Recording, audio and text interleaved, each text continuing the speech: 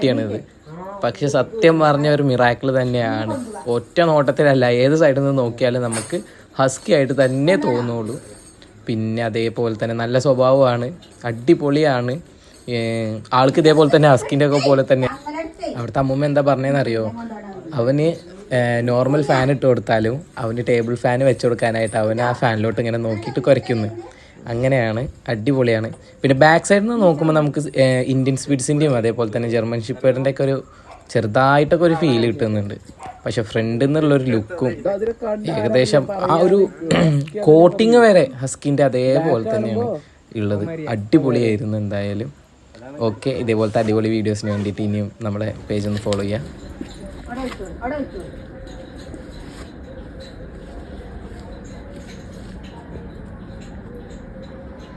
പോയതാണ്